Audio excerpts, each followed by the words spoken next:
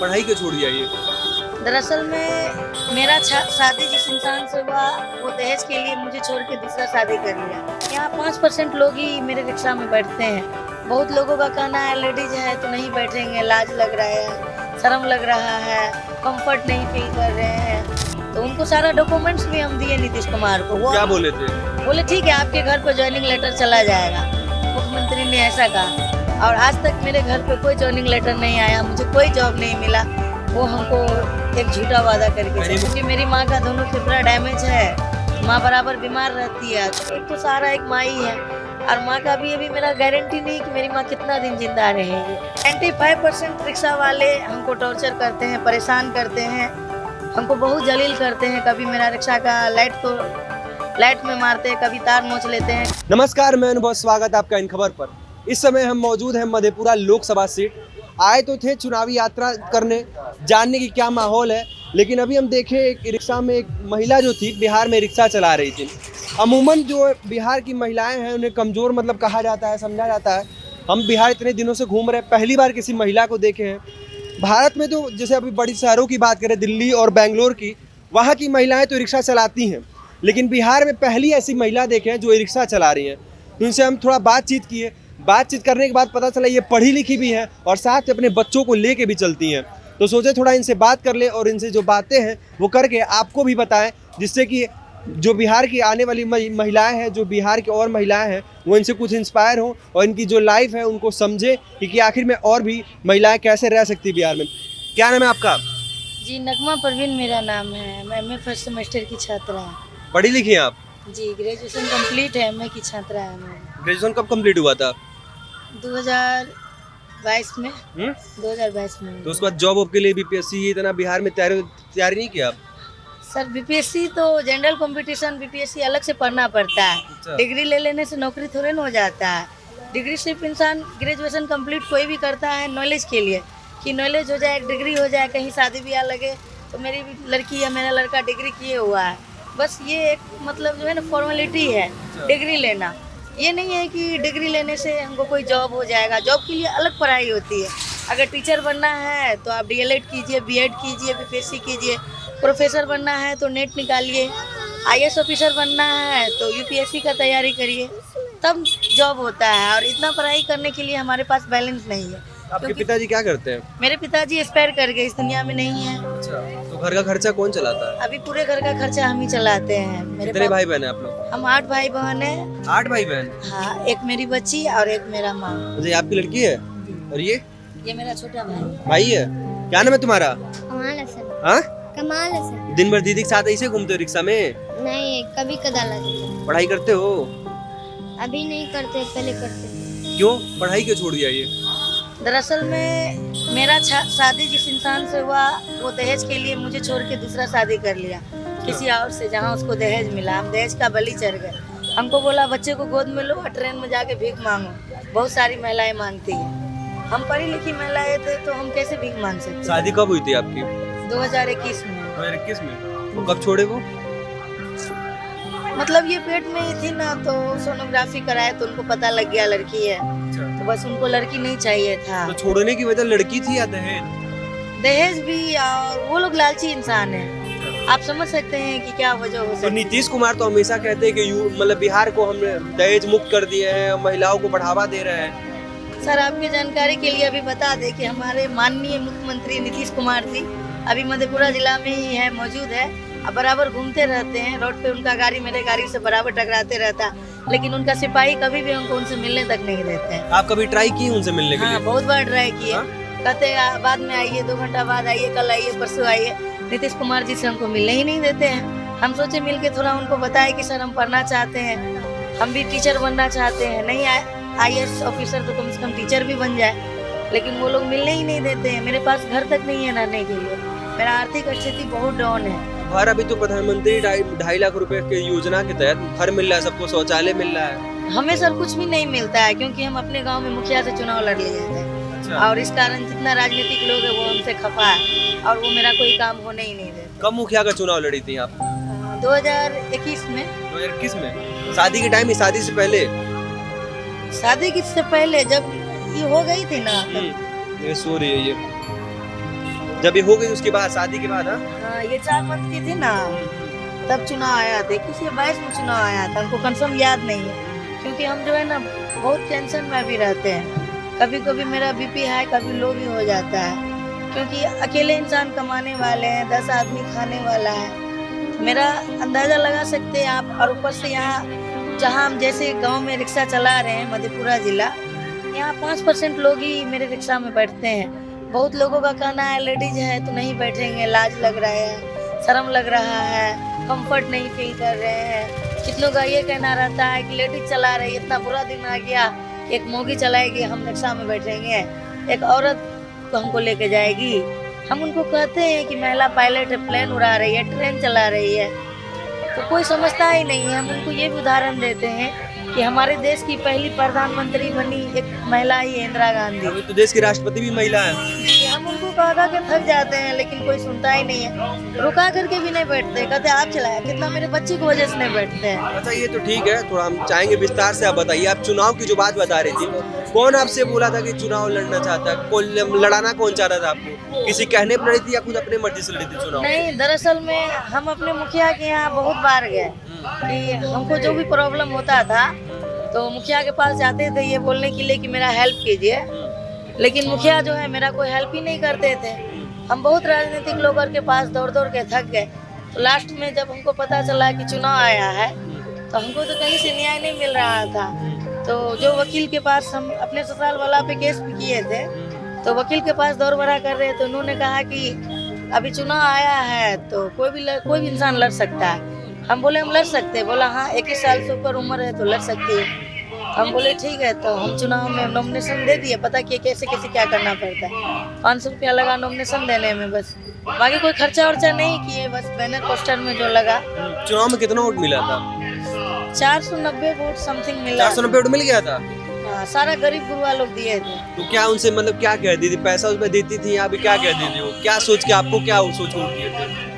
मेरी बेटी को देख करके उनको दया। बेटी को देख के? हाँ? हाँ, मतलब दया के भाव में वोट मिला था? हाँ।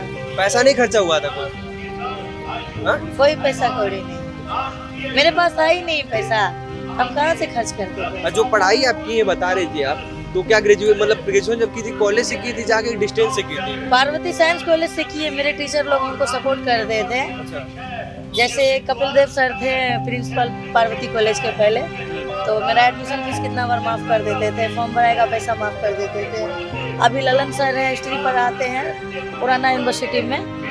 इस बार पार्ट 2 का फॉर्म भरने के लिए वही पैसा दिए थे, क्योंकि मेरे पापा भी एक ड्राइवर थे, तो हमारी आर्थिक स्थिति हमेशा से कमज़ोर थी।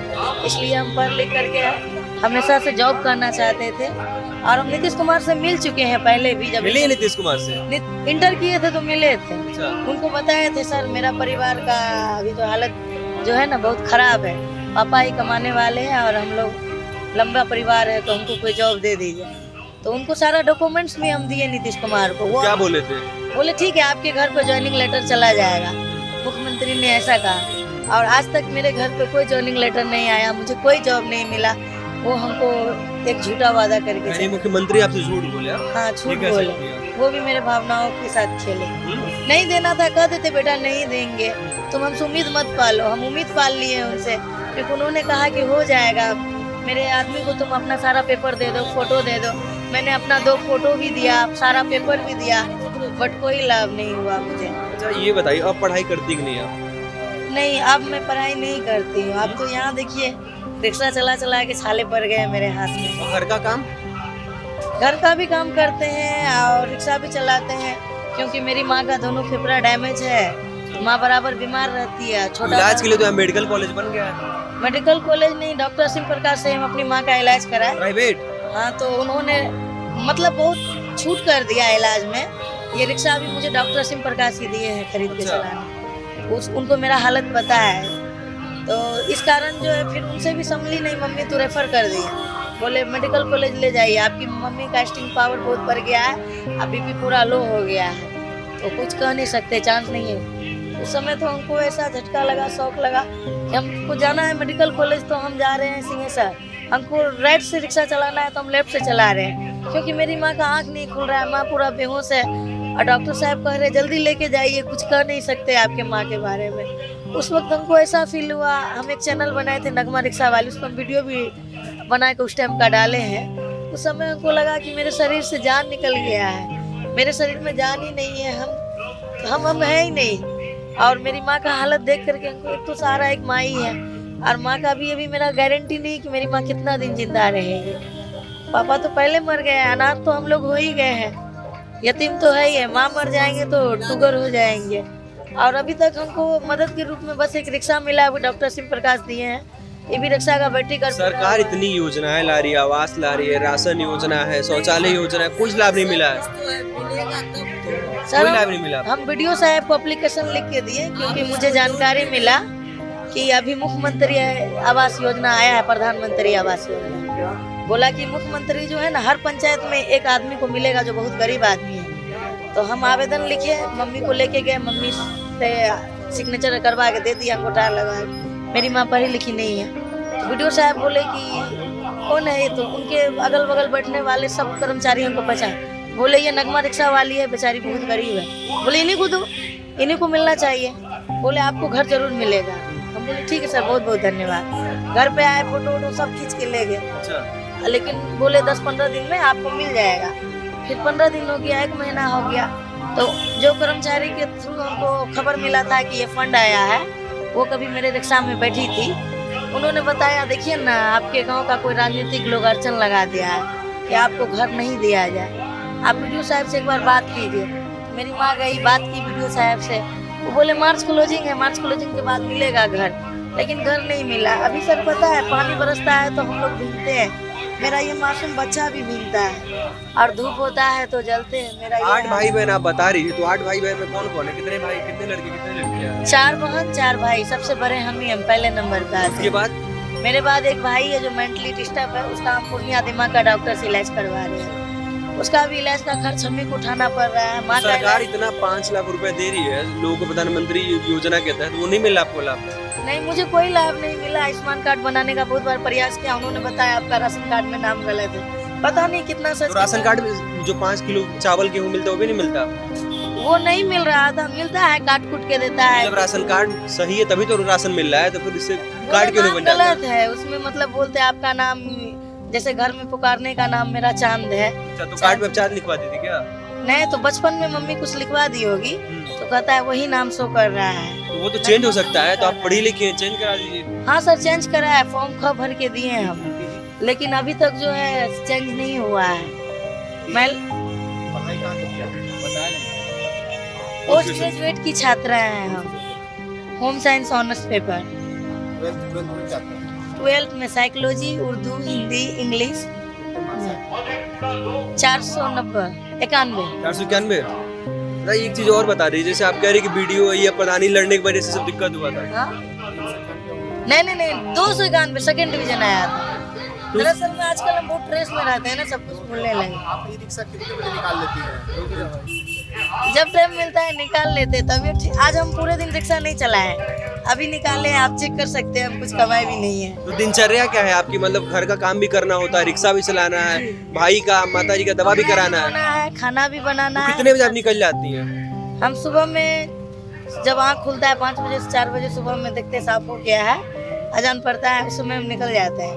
2-3 घंटा चलाते, देखते धूप हो रहा है, घर चले जाते हैं, घर का काम कर लेते हैं। घर का काम करके 2-3 बजे फ्री होते हैं, 3-4 बजे, फिर शाम में 2-3 घंटा चला लेते हैं, इस तरह। बस, और बाकी दिन घर में कपड़ा धोना, खाना कितना कमा लेती है पूरे दिन में आप? हाँ, 500-600 तो कमा लेते हैं। 500-600 खर्चा निकल जाता है मतलब। हाँ तो बाकी भाई बहनों को आप पढ़ाती हैं या फिर वैसे ही सब? हाँ, पढ़ाते हैं इनको, पूर्णिया मदरसा में इसको डाले हैं।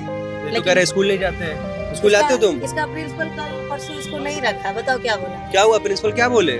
बोले कि 1000 का ड्रेस लगेगा, 1000 महीना लगेगा। मदरसा में? हाँ, यहाँ के मदरसा में 1000 रुपए लगता पूर्णिया है? मदरसा में 1000 रुपए लगता है? तो पैसा नहीं था मेरे पास। तो सरकारी स्कूल में पढ़ाई ना, सरकारी स्कूल में थोड़ी फीस लगता है। गांव में लोकल में पढ़ाई नहीं होता है कोई खास। अब मेरा बच्चा सबको पता नहीं, सब मारपीट करते रहता है, टीचर भी एक्शन नहीं लेते हैं। हम मुखिया से चुनाव लड़के बहुत बड़ा गुनाह कर, वो तो ठीक है, आप गुनाह कर दिए, मेरा विरोधी हो गया है। लेकिन अगर सरकारी स्कूल में पढ़ाएंगे तो ये बाहर जो आपके साथ घूम रहा है इससे तो बढ़िया ही रहेगा ना। सरकारी स्कूल में जाता है तो सिर कपार कान फड़वा के आता है, कोई एक्शन नहीं लिया जाता है। और यहाँ तो पूरे बिहार के लोग चिल्लाते हैं कि तेजस्वी इतने नौकरी दिए हैं, सब बढ़िया टीचर भरा गया है, बढ़िया टीचरों की वैकेंसी आई है, टीचर बढ़िया पढ़ा रहे हैं। सो तो सर आप देख ही रहे हैं, बच्चा रोड पे घूम रहा है, ऐसा रहता तो रोड पे नहीं रहता। हम जब इतना पढ़े लिखे तो अगर इतना फैसिलिटी रहता इनको भी पढ़ाते। यानी अभी भी सरकारी स्कूलों की वही व्यवस्था है, ये जो अभी वैकेंसी में भर्ती है उससे कोई लाभ नहीं है। नहीं सर, कोई लाभ नहीं है, क्योंकि लोकल टीचर ही है मेरे गांव में ज्यादातर, और उन लोगों को हमसे क्या पर्सनल दुश्मनी है पता नहीं। मेरे बच्चा का कोई केयर नहीं होता है, खाना वाना भी ठीक से नहीं दिया जाता है, और पढ़ाई भी कोई खास नहीं रहती, इस कारण हम इसको बाहर में पढ़ने के अच्छा, लिए। बस इतना बता दीजिए कि जैसे आप रिक्शा लेके सड़क पे निकलती हैं तो किन किन मुश्किलों का सामना करना पड़ता है? मतलब ऐसे यहाँ देख रहे कोई और लेडीज है नहीं रिक्शा थर्ड वाली, डिग्री टॉर्चर कर सकते हैं। क्या कोई सारा कुछ करते ही हो, कुछ ना कुछ फालतू कमेंट्स होते ही होंगे, बहुत सारा कैसे बातें बचती इनसे आप? होते हैं।